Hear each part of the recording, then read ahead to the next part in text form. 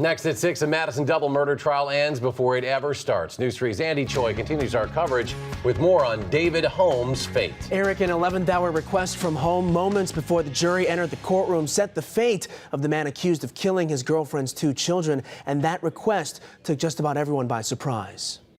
To the charge of first-degree intentional homicide occurring on July 5th, 2011. What is your plea? Guilty. One word. Count 2, charge of first-degree intentional homicide. Spoken twice. Guilty.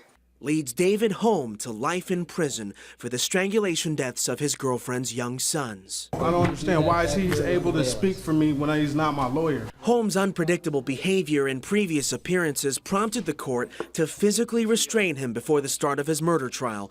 Appearing as his own legal counsel, Holmes had an 11th-hour change of heart. As not to take up any more of the court's time that needs to be taken, I plan to change my plea, enter a different plea this morning before any of that. The 28-year-old first tried to plead no contest, but Judge William Hanrahan would not accept it. If you did it, plead guilty. If you didn't do it, plead not guilty. We've got a trial ready to go. We've got a jury picked. Holmes' guilty pleas came with an explanation behind the change.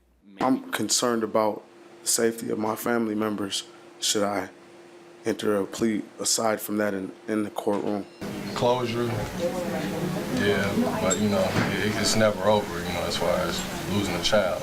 Kevin MacArthur, father of the murdered children, says he's relieved the case won't be going to trial. Just want to thank everybody for all the love that they showed us getting through this. It was a hard time, but we got through it. Well, we're getting through it, and like I said, thank you. MacArthur specifically wanted to thank the anonymous donor who paid for his son's gravestones. David Holmes also pleaded guilty to 2 domestic abuse charges. Judge Hanrahan says the court must hold a hearing at a later date to give the victims' loved ones a chance to speak in court. Hanrahan says he recognizes the, quote, cathartic effect of sentencing in which victims address suspects on record. Hopefully that will help give them closure as well. Andy Choi, thank you very much for that report. You're welcome.